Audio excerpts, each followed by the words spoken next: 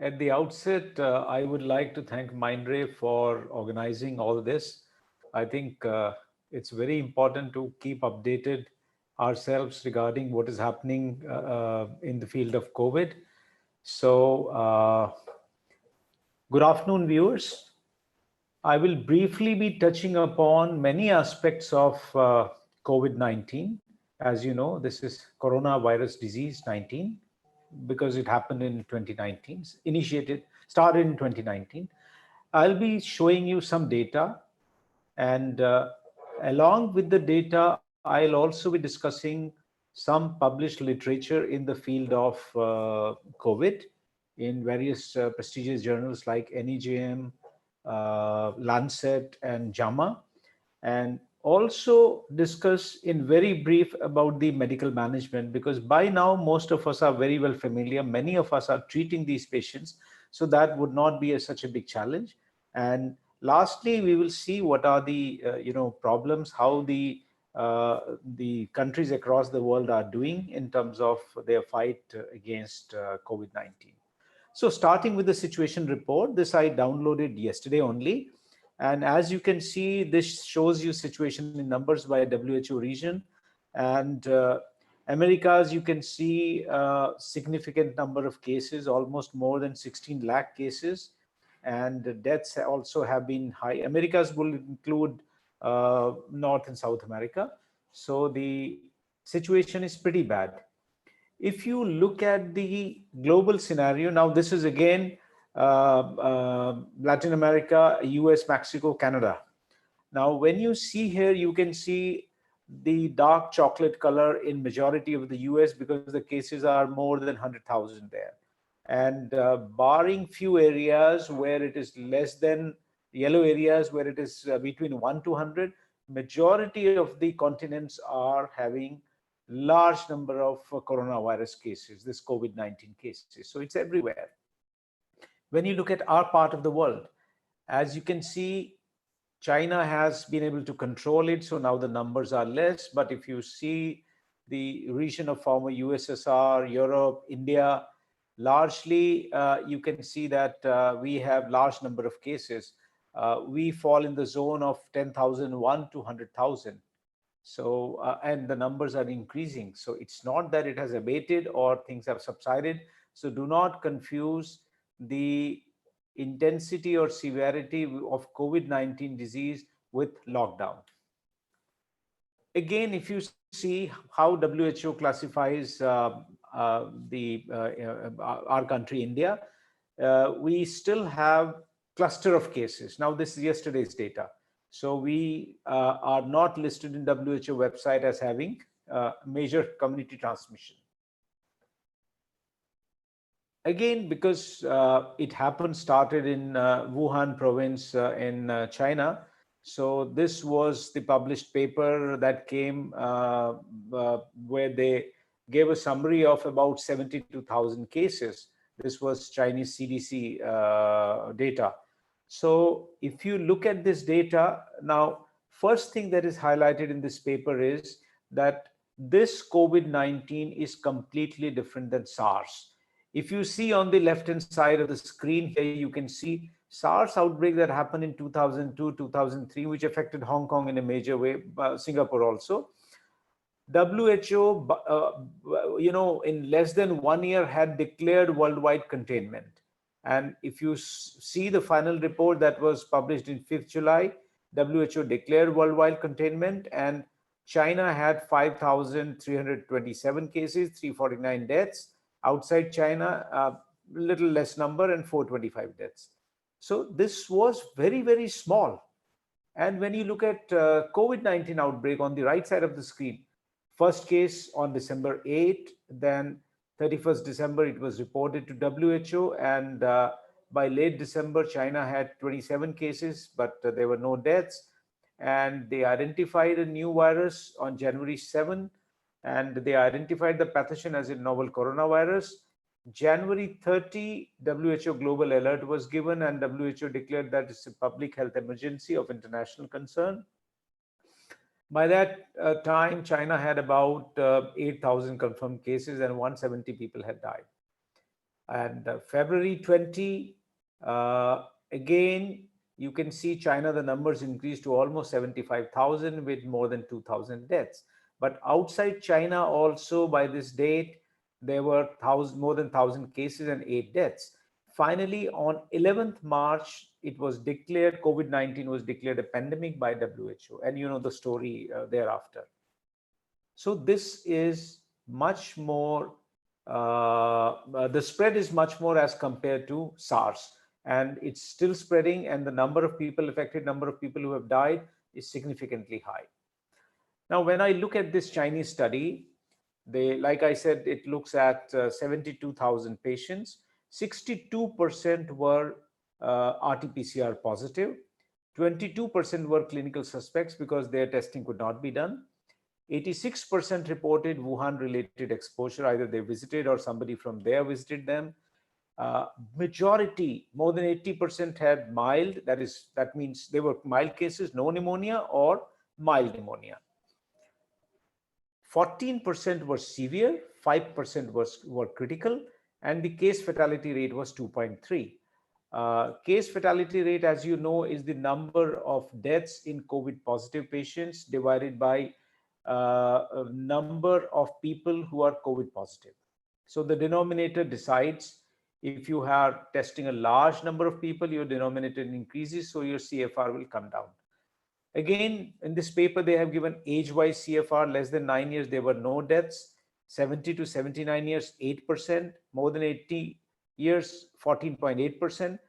And if you look at the healthcare workers, 3.8% of these patients were healthcare workers. And out of that, about 15% were either having severe illness or critical illness. And 5 of the the healthcare workers died. And cases which were critical, the mortality was almost 50%. Every other patient died.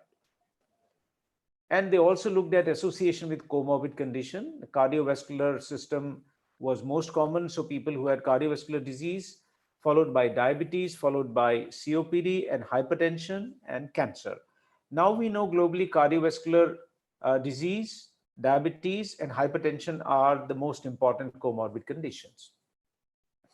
Second paper, because second country that was highly affected was Italy. And you know, the curve is still rising. So they also published their data of about 1,591 patients. This was from Lombardy region near Milan in Italy. Now we know that Italians did not take it, seriously initially. In fact, nobody took it seriously. So this particular study is retrospective observational study. About 18,000 patients were admitted until March 18 in 72 hospitals in the Lombardy region of Italy. 9% were admitted in ICU. Now, 82% were males. Median age was 63 years.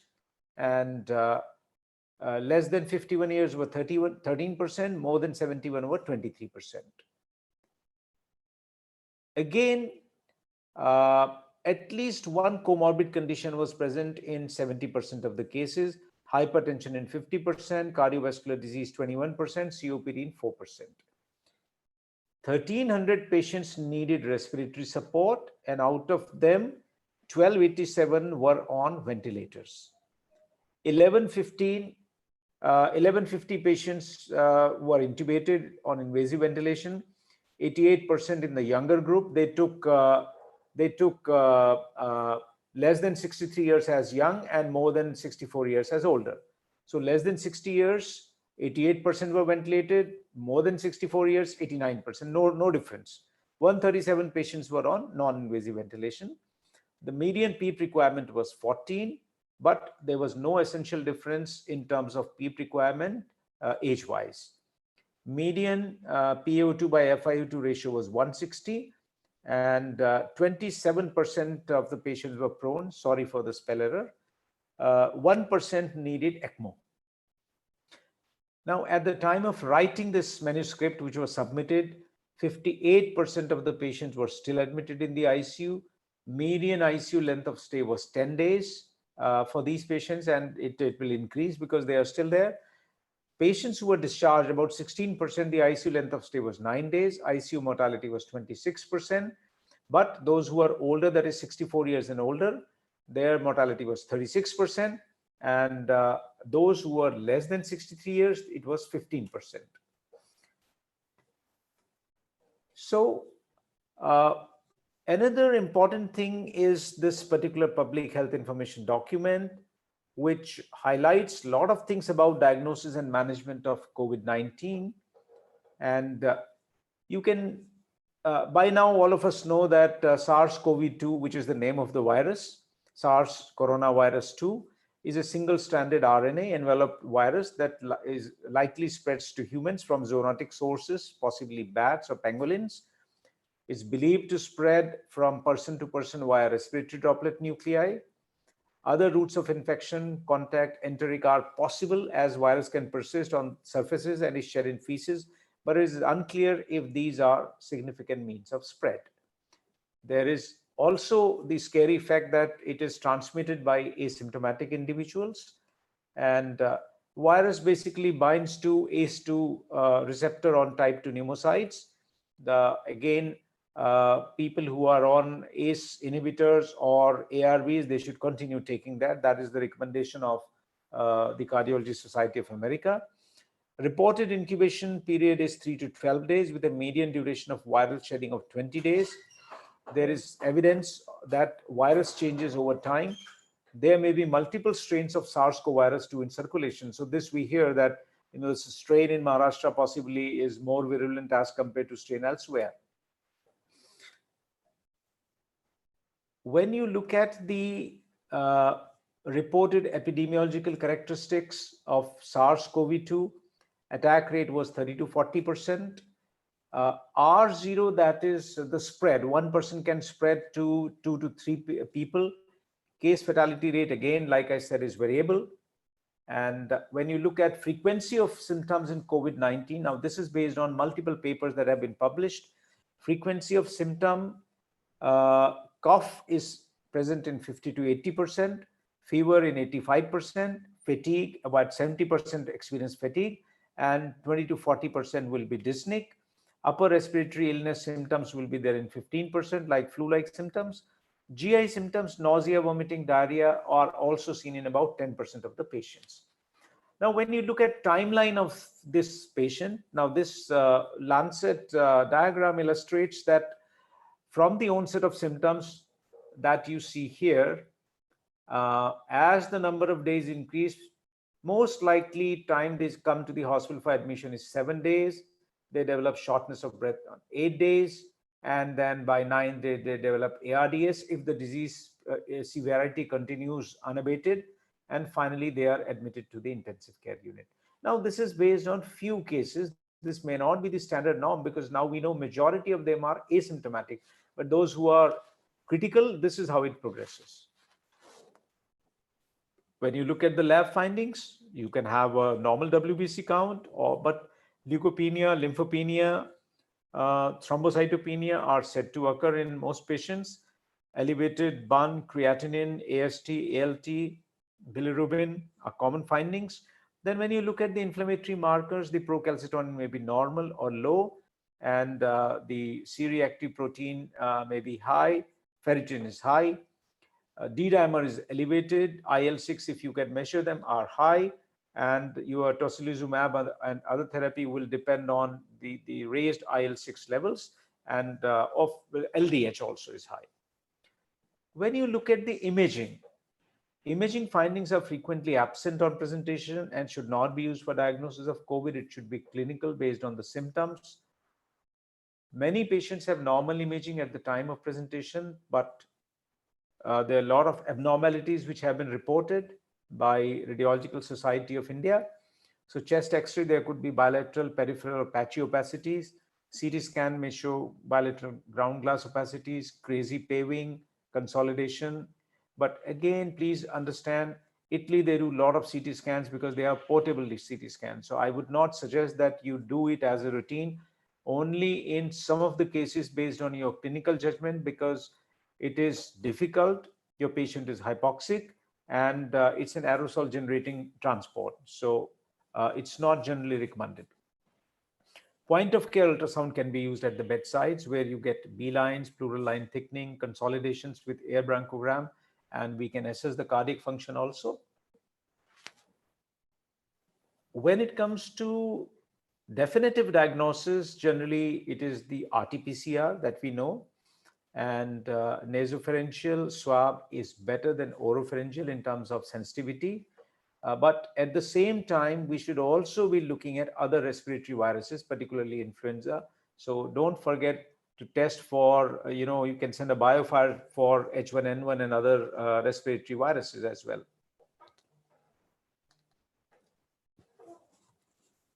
Now, again, there are recommendations that patients should be isolated and infection control measures should be done for confirmed and suspected cases. So these isolation and infection control practices are evolving. For India, they are available on the ICMR website and on Ministry of Health and Family Welfare website. Basically, the idea is to prevent droplet spread. So mask must be used whenever the patient is in transit. And if cohorting is required, we need to keep patients at least 1 to 2 meters apart in a single room.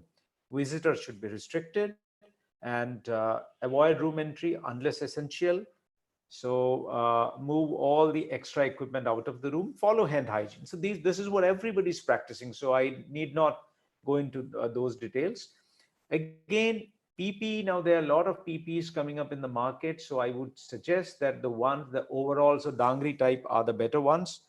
So they can be used, and the donning and doffing are very, very important. If the healthcare worker can do it properly, they can protect themselves, they can look after more patients, and we will avoid unnecessary quarantine of healthcare workers who are exposed because they're not wearing proper PPEs. Clinical management.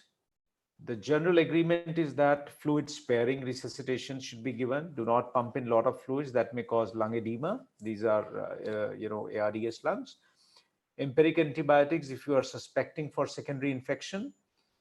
And again, nebulizers should be converted to meter dose inhalers because of the risk of and concern for aerosol spread.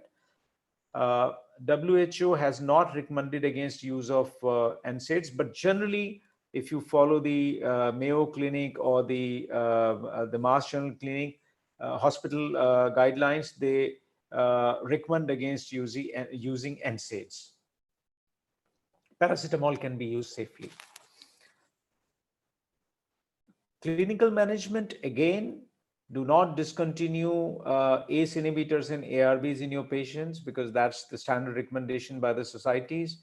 Monitor and treat cardiomyopathy, cardiogenic shock, because it starts as a respiratory failure, but then eventually you are struggling more with the cardiomyopathy and cardiogenic shock, which at times is unresponsive. Point of care ultrasound is important, and corticosteroids are not recommended to treat COVID pneumonia or ARDS. It can be used, however, for refractory shock or in patients who have asthma, COPD exacerbations or are taking it as part of other therapies. Hypoxic respiratory failure, all of us know, starting from oxygen mask to non-invasive ventilators. Now, again, my suggestion is to use non-vented NIV masks. So use a proper ventilator, not the portable one, to avoid aerosol spray. And use a hoodie or extra cover when you are doing laryngoscopy. And video laryngoscope is a good option. Again, no auscultation because you can't do it. So capnography and closed suction should be used wherever possible. And use your bacteria viral filters or HEPA filters in your circuits and wherever you want to use them. This highlights that when a patient coughs, then it can go to the endoscopist. So you can see how much is the risk. So that is the time where over your PP you can put on a hoodie. People have tried various kind of things, but be safe, stay safe. That's the idea. Now, patients who are sick, who are critical, can have different pathways where they can die if the respiratory failure continues unabated, if they need ECMO, it's a difficult proposition in these kind of situations in isolated COVID ICUs. And proning can be quite a challenge because you are pooling staff from different ICUs who may not be familiar. You may not have all the time your ICU nurses. So it becomes challenging at times. And the patients who do not respond to proning or ECMO or usual protective lung ventilation strategy, they may eventually die. Lot of therapies are considered experimental therapies. I think I will come back to this slide again. What you just need to know is chloroquine, hydrochloroquine, they block the viral entry into the endosome. And again, the data, solid RCT is lacking. Investigational agents, remdesivir, there is a lot of enthusiasm now. It's an antiviral nucleotide analog. Lopinavir, ritonavir, now this is something which is available. This I am also using in my COVID patients. These is antiviral protease inhibitors, but a Chinese RCT was negative, so we do not know. Tocilizumab again is an IL-6 inhibitor and may have a role in cytokine storm and for patients in shock. It's generally a drug used in rheumatoid arthritis. But if you have IL-6 levels, you will feel more comfortable in using tocilizumab. Convalescent plasma, we'll talk later. Now, prognosis, again, people are trying to develop systems where they can prognosticate based on whatever data is there in the EMRs. For example, people have gone for extended SOFA where they have combined D-dimer and ferritin, etc. levels with the SOFA score and age, and they find this is more sensitive. But again, time will only tell. As of now, one prognostic score that was developed in US, but unfortunately, lot of patients did not have the data like ferritin levels, CRP levels, LDH levels, IL-6 levels, so the D-dimer levels, so the things that are associated with severity of the disease, so much so that people say that if you have these levels are high, even if patient is not sick, put him in the ICU. So these were not included, but anyway, I think people are trying, scientists are trying to have some kind of a prognostic model. But those who are on mechanical ventilation, where the oxygen requirement is high, who are not improving, or where there is significant heart failure, you can understand that the prognosis is not going to be good. Those who have advanced age, those who have comorbid conditions like diabetes, cardiovascular disease, those who have higher SOFA score, or where D-dimer, ferritin, troponins, etc. are elevated, are at a higher risk of higher morbidity and at a risk of high morbidity and mortality. Control strategies, again, this is something that everybody is doing, because as a responsible hospital, if somebody comes COVID positive, we are supposed to tell the government nodal agencies about the primary contact. Secondary contact they are doing, because that's a humongous exercise and beyond our scope.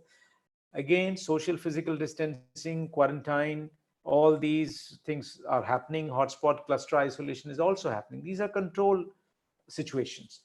Now, another important thing that comes is people have been saying, especially the Italian data where a lot of people died, that is this ARDS or is it different than the ARDS? Although your patients will fulfill the Berlin definition criteria, to technically it qualifies to be called ARDS, but these patients behave differently. What they observed in Italy was the dissociation between well-preserved lung mechanics and severity of hypoxemia. What it means is your patient had good compliance, your patient had good expiratory time constant, and but your patient was significantly hypoxic. So this was not a classical ARDS lung. And Gattinoni and colleagues have now they talk about, they have hypothesized about two phenotypes, L phenotype and H phenotype. L phenotype is where the elastance is low, or so to say the compliance is nearly normal. Whereas, and here these are normal lungs. So they say here you do not have to go for very low volumes, give normal tidal volumes, do not go for higher PEEP. These are normal lungs. So they are inflatable normal lungs. They are not baby lungs. On the other hand, the H phenotype, where uh, the compliance is low or the elastance is high, these are the classical ARDS lungs, where you have a baby lung, where you will need the lower tidal volumes, protective lung strategy, and you will also need a higher PEEP. These may benefit more from proning compared to the L phenotype. So when they looked at their data, they found that you can see the compliance. So you can see the compliance in this group is quite high. These patients are hypoxemic. But when they looked at right to left shunt fraction, that was high. So one possible explanation Gattinoni and colleagues thought was that this could be because of loss of lung perfusion regulation and hypoxic vasoconstriction. And normally in ARDS, the ratio between shunt fraction to fraction of gasless tissue is highly variable. It's 1.25 to plus minus 0.8. But here they found this was 3 plus minus 2.1, quite high. So suggesting remarkable hyperperfusion of the gasless tissue. So again, it is a hypothesis, time will only tell. So what it says is we should have sensitivity to intubate them early and do not prolong them on NIV, because they may be generating a lot of tidal volume, lot of negative inspiratory pressure, and the transpulmonary pressure may be high. And again, do not unnecessarily give high PEEP, because if the lung is not recruitable, then it may be not of much value, but rather cause harm in terms of hemodynamic impairment and fluid retention. Prone positioning, again, relatively high compliance patients may not show much benefit, the L phenotype, but H phenotype, you can find the benefit. There is a feeling that possibly ventilating these patients is buying time with minimal additional damage. So lowest possible PEEP, gentle ventilation, that's what, and we need to be patient. Again, difficult, easier to say, difficult to practice. Now, coming back to the drugs, now these drugs are experimental drugs. We had a discussion in my department in our hospital.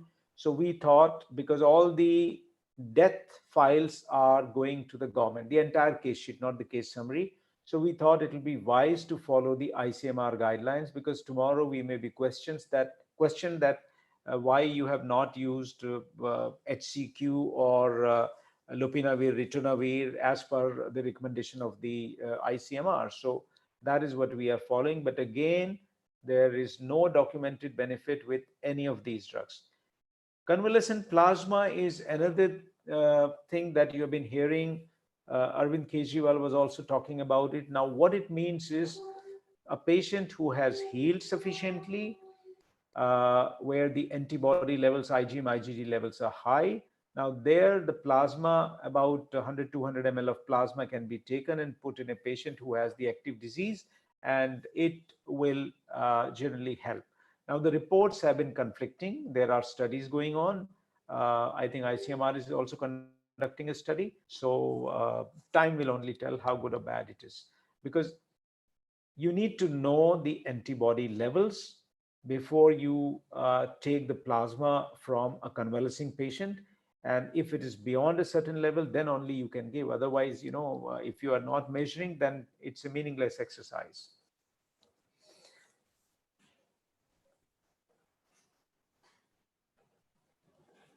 This was a very nice editorial by editor-in-chief of the science journals, where he says, he talks about under promise and over deliver. Now, this is what is very, very important. I do not know whether only medical professionals or a general public is watching this webcast, but it's very, very important. What he says is, science is being asked to provide a rapid solution to a problem that is not completely described.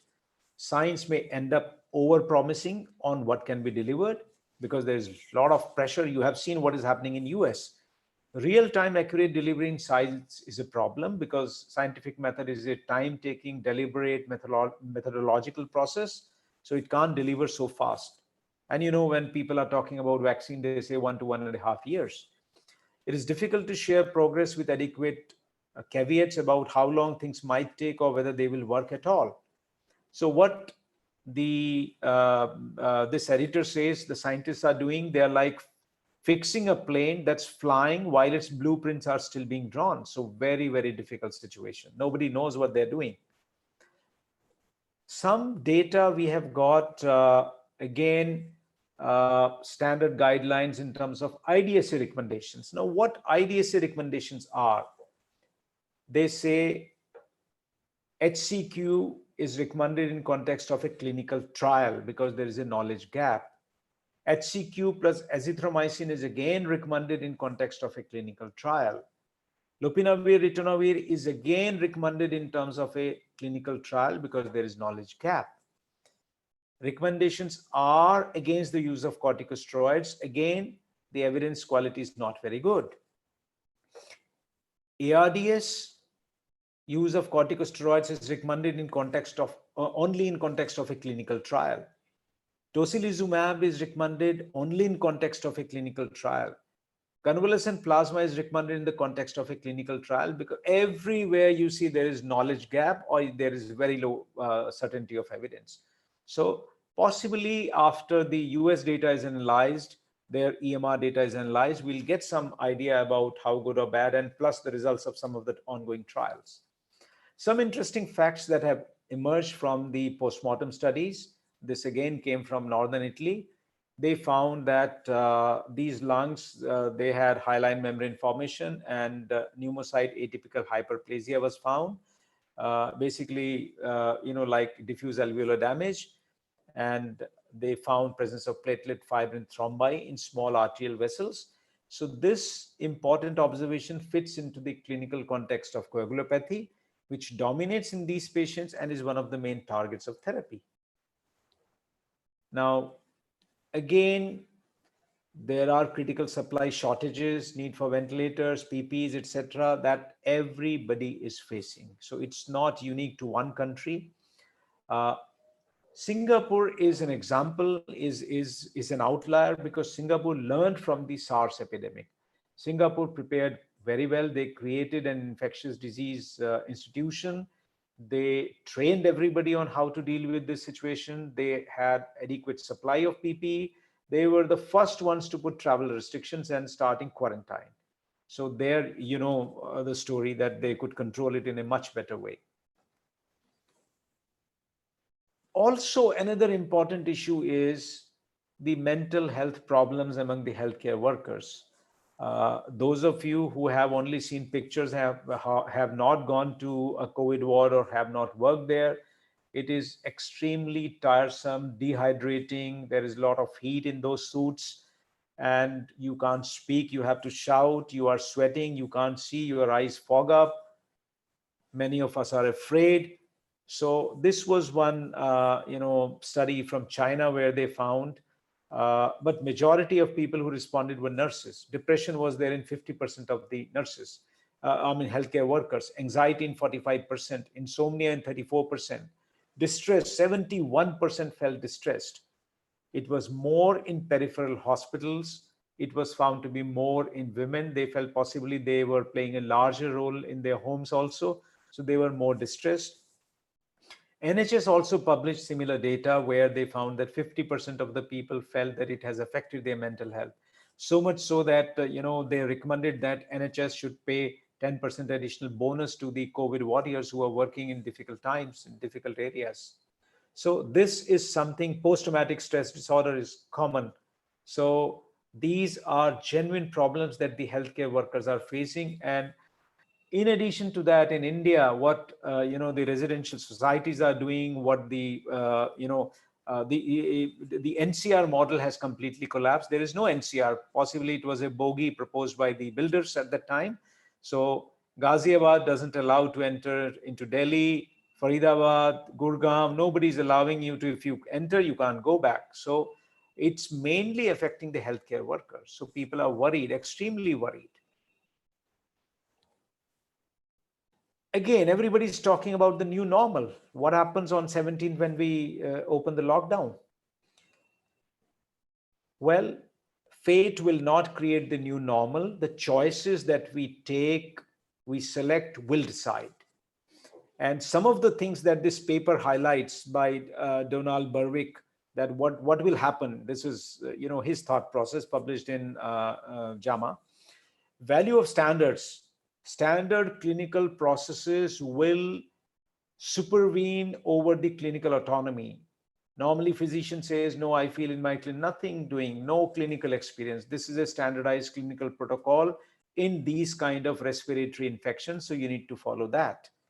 Protecting the workforce will take, a significant priority. Virtual care, telemedicine, where you are prescribing, care to the patients and families would take over. And again, we will be better prepared possibly for these kind of threats. And there could be inequity in terms of distribution of wealth, resources. Possibly we'll become more considerate, that as we have seen the plight of the migrant workers in India. So we need to look after, possibly we'll look after better for the poor and underprivileged. Again, one very, very simple thing, people have been doing innovative things. This the picture that you see, he is taking an oropharyngeal swab, so protecting himself. Now, SARS-CoV-2 community transmission rates are consistent with droplet and contact spread. Household attack rate is less than 10%. Healthcare and community attack rate is less than 1%. The R0 that we talked about is 2 to 3. One infected person can, symptomatic person can, or asymptomatic infected patient can spread to 2 or 3 people. Measles, you can spread it to 10 to 18 patients. So R0 is very high. Just to give you a comparative, face mask as face shields are very, very important. This important paper highlights that using face shield can reduce immediate viral exposure by more than 96%. So in my hospital, if you visit, you will find most of the doctors, nursing staff, everybody is having, in addition to N95, face shield, or in addition to the mask. This invisible pandemic correspondence from Sweden highlights few things which are very logical. They make sense. What the author says, a hard lockdown does not protect the old and does not reduce mortality from COVID-19. Everyone will eventually be exposed to coronavirus. Lockdown may delay severe cases for a while, but once restrictions are eased, cases will reappear. So possibly we should not lower the guard. We know that we have to open up. The economy has to thrive. Businesses have to start. There's no doubt about it. But the precautions need to continue. That is very, very important. So the author says that 1 year from now, figures from all countries would be more or less similar, regardless of the measures taken, because he feels that you can't really prevent it. Now, let us look at what India has been doing. Well, we started screening international passengers as early as mid-January. Social distancing was, advocated. Lockdown was announced in March 24. It was extended on May 5th to May 17. And we are also facing some problem like supplies, quarantine. How do you quarantine people who are, home? How do you home quarantine people? Because in the Western world and most of the countries, those who are COVID positive but are asymptomatic or have mild disease are advised to quarantine in their home.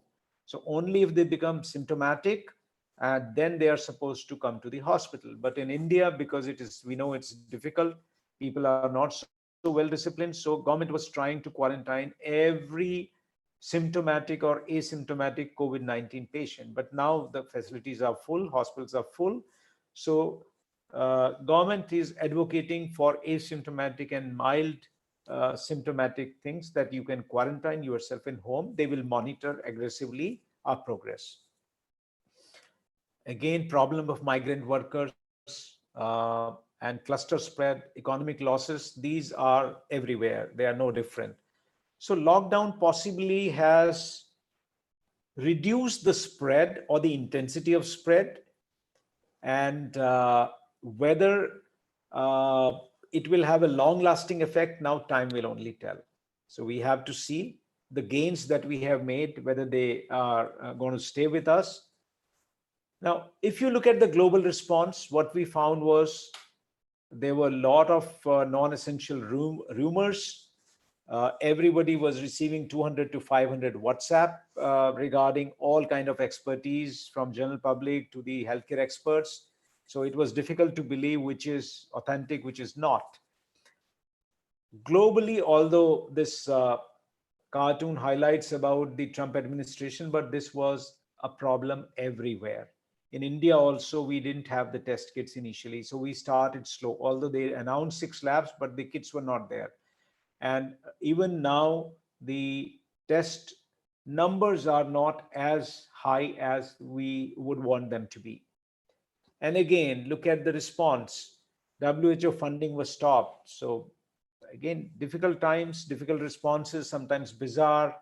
And the the HCQ story, the hydroxychloroquine story, because it was supposed to be the magic drug, and India supplied to a lot of countries. We were threatened also that if we don't supply, we'll do this and that, retaliatory measures will be taken. But now we know that it's possibly not doing any good. Current status, this was yesterday's status, as you can see. Total of 16,09,037 samples have been tested. This is ICMR data. And if you look at the MOHFW data, this is again yesterday's data. COVID-19, you see there are about 41,472. The number is increasing. And Maharashtra, as you can see, is very, very dense. The popular, and Gujarat, as you can see. Delhi, MP, UP, Rajasthan, they are all in similar way affected. Now, if you look here, they have shown all states. Now, these are the active cases. You can see they are still rising. Cured cases, they are getting cured, and differential more or less remains same. That is what they are saying when you look at the differential. Now, when you compare different states in India, look at what is happening in Maharashtra. There is a sharp rise in the number of active cases. The deaths are more or less stabilized, but the cure rate is less. Compare this with Delhi, where the number of cases are still increasing, but the cure rate is high, and possibly deaths have been contained. They're very low. Now, if you look at one of the best performing states, Kerala, there are hardly any deaths, and there are hardly any cases now. You know the story, and most of the cases have been cured. So we will have to analyze what was good with Kerala, what was bad with Maharashtra. Once the intensity of the epidemic is less. Now, when you look at case fatality rate, I'll just show you how it is changing from April to May. This is April 4. These are the case fatality rates. As you can see, India is here. Italy is here. Italy was 12.25%, US was 2.58%, India was 2.34%. So this was the CFR. Now, when you see the month of May, 10th of May, Italy has almost 14% CFR. Global CFR has gone up. US 6%, India 3.35%. So again, like I said, CFR would depend on the denominator, the number of people you have tested. So, but this is what the data shows. So what the point I'm trying to make is, it is still not under control. It is increasing. And some good things that we saw was beautiful sky, beautiful clean rivers. So that is and the birds chirping and the animals roaming around. So that was the plus point, because we didn't drive, we were staying home. We don't want to end up in this situation where, this grandpa is telling the story, how, what life was like before COVID-19. We don't want to be in this situation. So, ladies and gentlemen, together we can defeat COVID-19, but we should not let our guard down, and we should continue the gains must be sustained that we have made because of the lockdown. Thank you very much. Thank you, Dr. Rajesh. Now, I believe we have a few questions. It was a lovely session, very informative. We all learned a lot around it. So, probably starting from your last point, sir. So, you said lockdown worked well. Now, we are discussing that we have to lift the lockdown for our Yes. economic benefits. Do you see a challenge, or what is your opinion about it? Well, the challenge would be because you will have people moving around. There are two aspects to it. One, that people, because they were under lockdown, they were using masks, social distancing. So, possibly one aspect is that people have become disciplined now. Indians are very, very difficult to discipline. So, maybe this lockdown period has instilled some sense of discipline. And once it opens up, they will behave in a responsible way so that the gains are sustained. The other thing would be, because you have large number of people on the roads everywhere, you can possibly implement social distancing, mask, etc., in your work areas, wherever you work.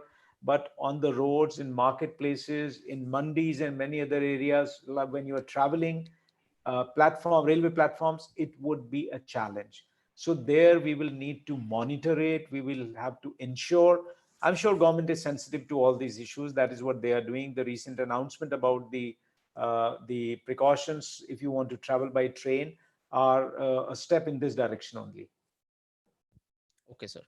So, next one is like now that the lockdown is going to be over, probably people have to visit OPDs. OPDs are getting opened. So, what precautions can the patient's family members take while visiting or going to the hospital now onwards? Well, first of all, let me reassure the families, the patients, those who are watching this webcast.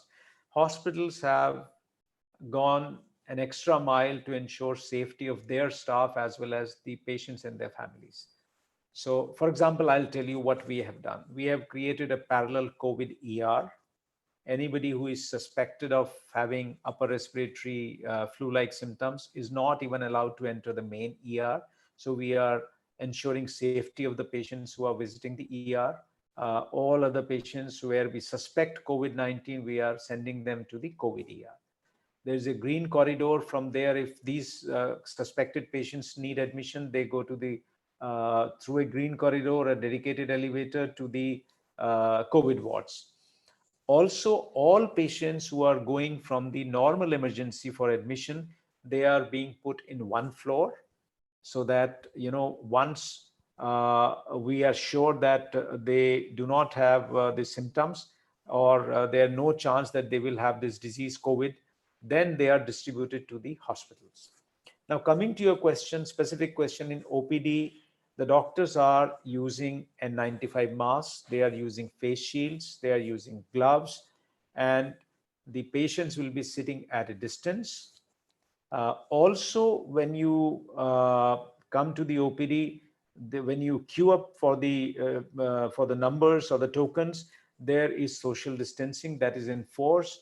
The visitor chairs have been spread out, so necessary precautions have been taken. The staff has been sensitized, the security has been sensitized that social distancing must be there. Plus, we request, and most of the families and visitors are following this, that the patient should have maintained social distancing and should wear a face mask, a cloth face mask.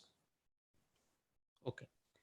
So, next question is around ventilators. So, the critical patients who are put on ventilators, what kind of modes of ventilation are usually preferred to use?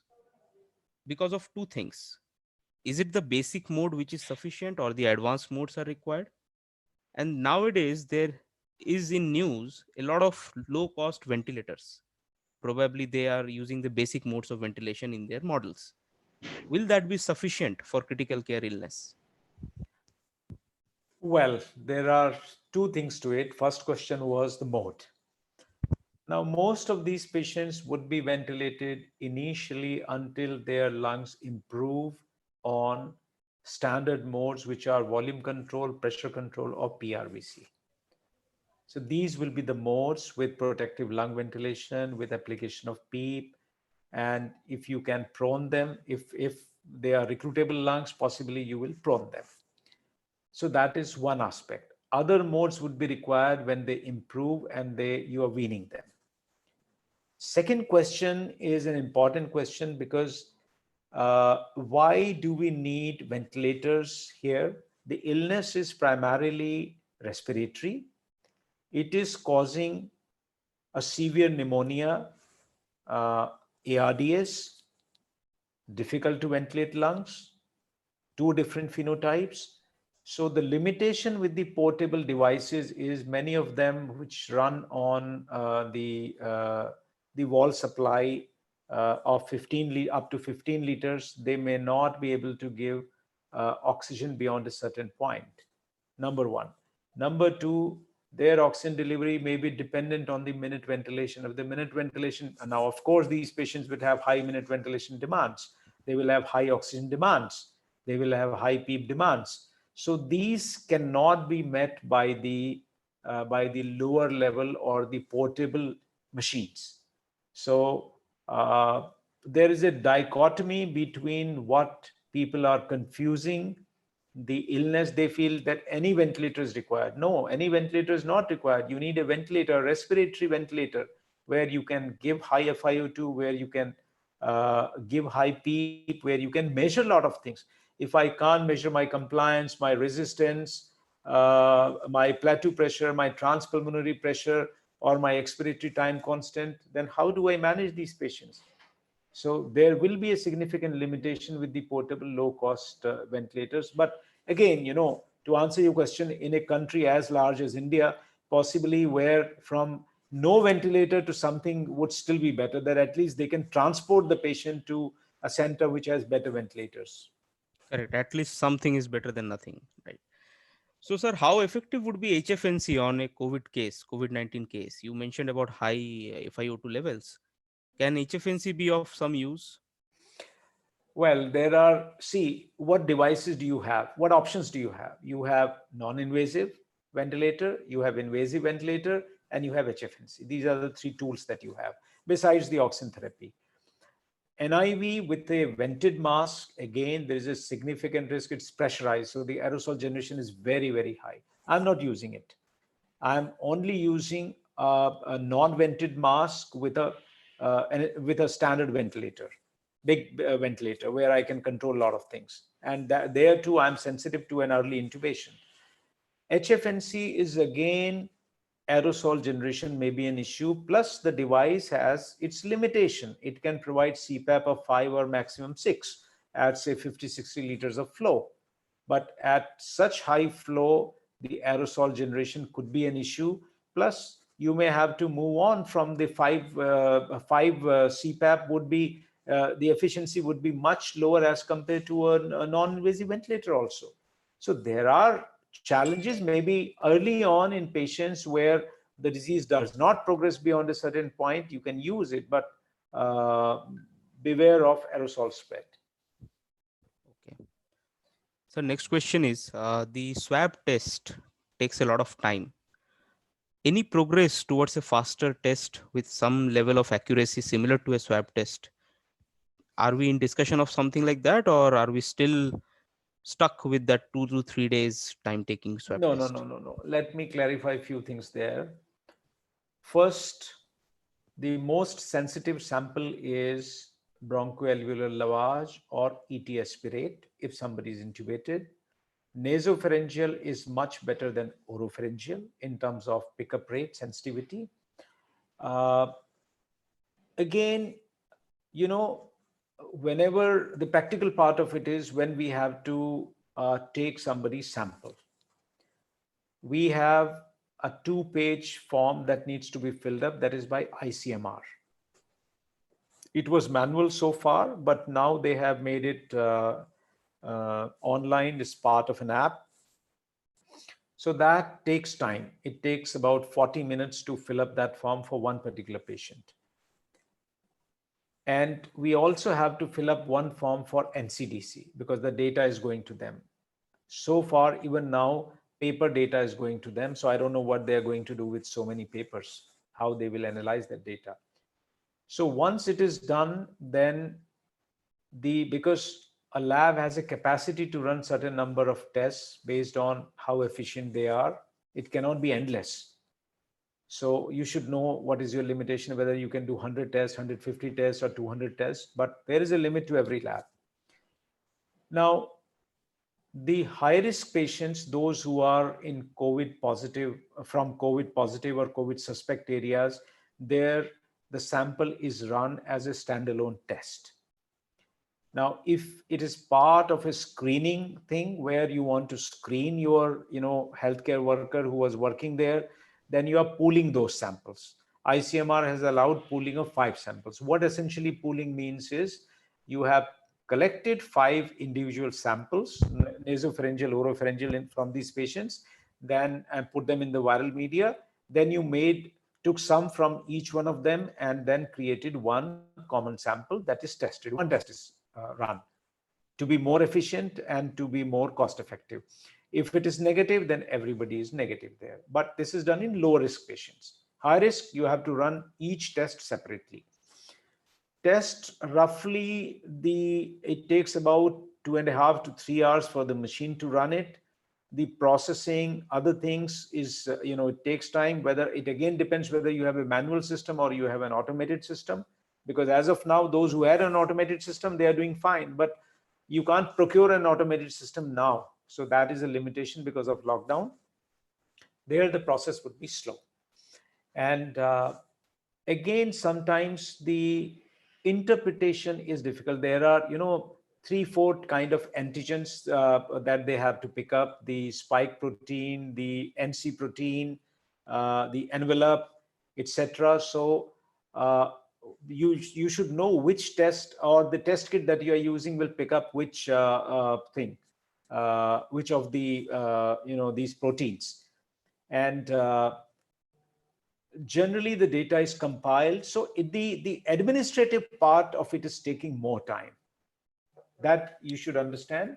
The logistic part is taking more time. The test per se would if you ask about the TAT turnaround time, this would be about 4 to 5 hours only. But doing everything takes time. Does that answer your question? Yes, sir. Yes, sir. Probably next question would be on similar lines, sir. India has developed something called as Feluda, right? It's a paper-based test. How successful can this be in near future? I have absolutely no idea.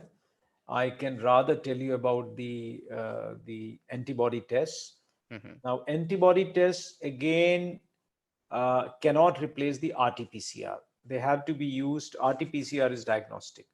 Antibody tests will tell us whether the person is exposed or not exposed. IgM starts building up from 7 days onwards. By third or fourth week, it disappears. So IgG remains for a long time.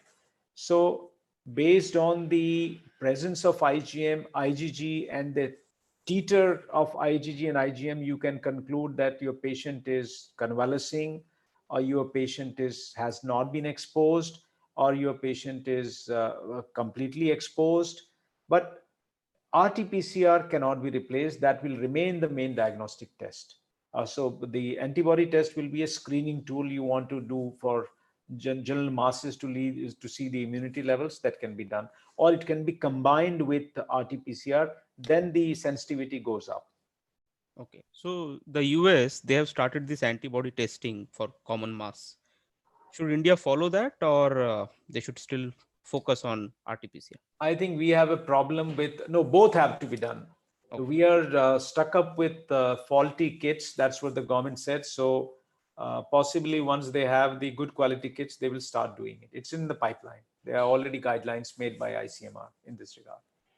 Okay. Sir, talking about ventilators again, is it possible, or it's possible it seems, but is it recommendable to use one ventilator on multiple patients through the different jugards we are seeing now? Absolutely no. I think US, the SCCM, and the Nurses Association have given an advisory not to go for this adventure. This is absolutely not done. This is not the way ventilators have been developed. So I have my opinion. This may be my personal opinion, but it's a strict no. You will be jeopardizing the life of your patients because these are severe ARDS patients. Some of them are refractory. So I don't propose this kind of a thing. So people are anticipating that everybody will be intubated, everybody will be ventilated, there will be scarcity of ventilators. That has not happened so far. So this situation will not arise, and it is not recommended for these patients. I can understand for trauma, other normal lungs, maybe you can still try, but not for ARDS. Absolutely no. Absolutely. Okay. So next question is, can mild asthmatic patients continue corticosteroids? Yes, they can. If they are on steroids and they have not, or if they are in the remission phase, but they are still taking, they can continue doing that. There's no. And for refractory septic shock, they are recommended, not for COVID pneumonia. That we must remember. Okay. So one last question, probably from the equipment side. An anesthesia machine with a ventilator, if it is used within an ICU premise, how comfortable are our Indian clinicians to use that? Well, I come from anesthesia background and cardiac anesthesia background, but let me be very frank with you. I haven't been to theater in last, I think, 20 years. So I do not know. Some of their machines, I've seen the advances that they have various kind of modes, PEEP application, but still their purpose is short-term ventilation. They are not for long-term ventilation. So I would not be very, very comfortable with them. But again, if you have nothing and these are the options, because some of the workstations are fairly advanced, but I'll have to ask my anesthesia colleague, how advanced are the ventilators? Correct. So that's all from my side as questions. So thank you so much for Thank giving you. us your time and all our attendees of today's webinar. Hope you Thank all you. liked it. And all these recordings can be accessed anytime on our website and YouTube channel. Thank you once again to Dr. Rajesh Pande. Thank you.